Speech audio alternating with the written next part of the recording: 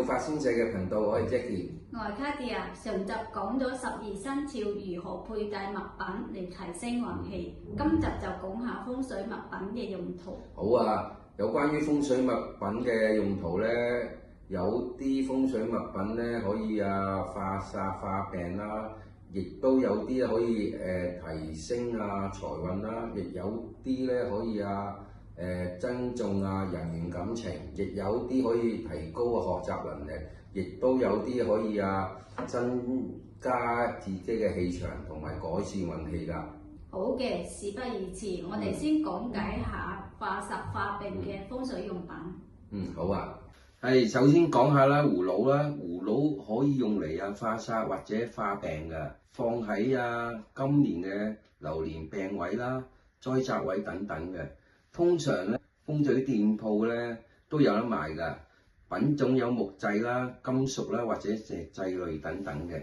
有關葫蘆嘅材料咧都有分別五行嘅類別㗎。如果木製嘅就係屬木啦，適合放喺與木有相關關係嘅方位嘅，咁就效力會增強㗎啦。金屬製品咧就係屬金啦，而石製嘅葫蘆咧就係屬土。喺今年嘅五黃位咧，喺南面啦，同埋西北邊嘅二黑位係適合擺放金屬製品嘅葫蘆嘅，利用金去攝咗土嘅土氣去嘅。好，到我講下五帝錢。五帝銅錢都係銅錢嚟嘅，有5個銅幣係屬金嘅。喺丙午年都適合放喺南方嘅五黃位同埋西北嘅二黑病位嘅，用途可以化病制煞嘅功效，以金去化土氣。跟住就講下安忍水啦。有關安忍水嘅作用咧，可以制煞化病氣㗎，適合咧放喺今年嘅丙午，即係丙午年嘅今年嘅正南位或者西北嘅病符位㗎。關於安忍水咧，亦都可以自家製作㗎。首先咧，要用透明嘅玻璃瓶或者杯啦，又或者陶瓷器皿啦，譬如碗等等，都可以做安忍水嘅器皿嘅。但係千萬唔好用塑膠製品啊。跟住咧，攞個器皿放啲粗鹽或者海鹽，放落去個瓶度，放大概7成左右。再加清水，啱啱蓋過你所放嘅鹽喺上面，然後再放一個銀仔或者6個銅錢，就完成你所做嘅安忍水啦。有關安忍水放嘅位置咧，要光線充足啦，旁邊亦都唔好有雜物，因為安忍水適合咧宜靜不宜動嘅位置㗎。而安忍水咧，亦都需要同氣流啦、空氣去接觸。而咧會產生化煞化病嘅功效㗎，千萬唔好蓋上蓋俾佢嗰啲鹽分流通令到有安忍嘅作用。關於清理事項啦，因為安忍水咧放得一段時間咧，鹽咧就會結晶嘅，你亦都可以用毛巾或者紙巾去抹乾淨啦。如果水有混濁，你都可以更換下水或者放啲水落去嘅，可以補充翻適當嘅鹽分，增強安忍嘅作用。通常咧安忍水咧會發揮穩定嘅氣場嘅功效㗎。跟住就講下玉耳嘅功效啦。一般玉耳都係石製品多，亦都會有金屬嘅製品或者陶瓷製品。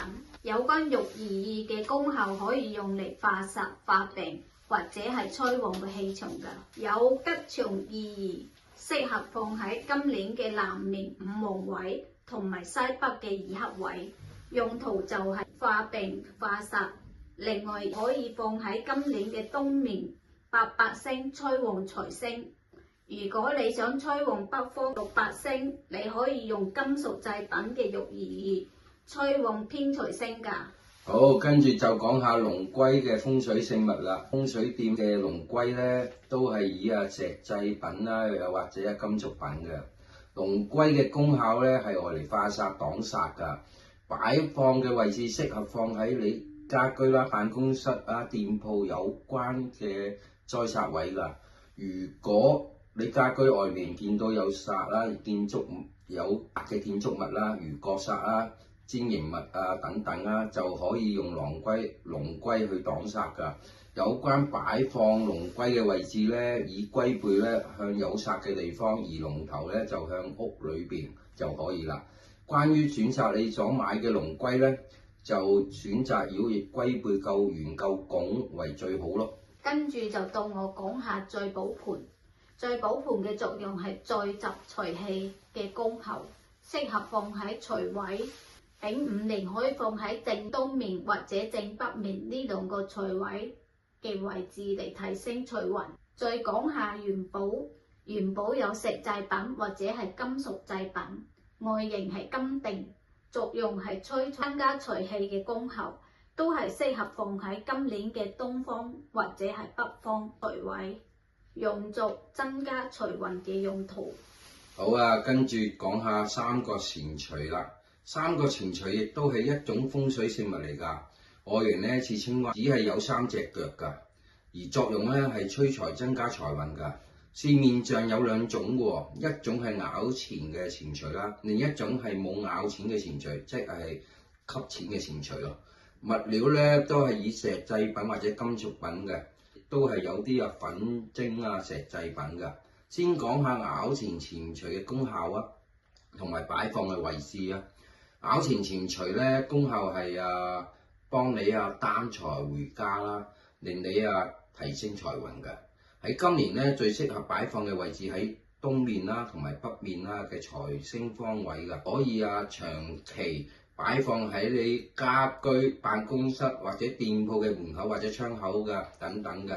但係要注意擺放咬錢錢錘嘅方向喎。咬錢錢錘咧口咧要向屋裏邊啦，代表象徵咬錢翻屋企啊嘛。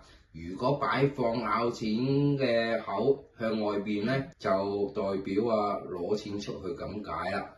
所以大家要注意擺放嘅方向啊。另一方面咧，冇咬錢嘅錢錘咧，即係吸錢嘅錢錘啦，就反而頭咧要向外邊啦，象徵吸財啊嘛，都適合放喺家居、鋪頭、店鋪嘅門口或者窗口等等㗎。到我講下文昌塔啦，文昌塔都係以金屬製品、石製品、陶瓷品等，作用係催文昌，譬如學習、考試、文職工作、思考力或者係名氣提升嘅功效。喺今年適合放喺東北面4、6星嘅位置去催旺個文昌星。好啊，另外咧，如果你喜歡植物咧，喺今年嘅東北位亦都可以放4支富貴竹㗎，水種或者泥種都得㗎。4支富貴竹咧，意象係4、6星增加文昌嘅氣場嘅。到我講下粉晶石啦，一般粉晶石都可以喺買賣晶石嘅店鋪揾到。你所揾到嘅粉晶可以選擇晶瑩剔透，最好就以圓形為主，擺放喺今年嘅東南方9紫星嘅位置，可以增加人緣運同埋喜慶時。好啊，最後講下蘭花嘅植物擺放啦。如果你想催旺姻緣感情運咧，可以放喺今年嘅東南面或者中宮位置。如果你家居或者辦公室地方夠嘅，更可以放9支蘭花。9支蘭花代表9支星到臨。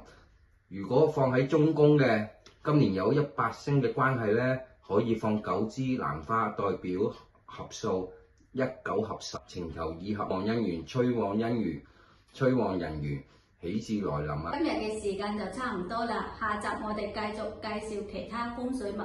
好啊！如果你哋有咩意見或者問題，可以喺留言板留言或者私聊俾我哋會盡快回覆你哋嘅問題㗎。記得 share 我哋嘅影片，訂閱或者俾個 like 支持我哋，多謝大家，多謝大家，拜拜。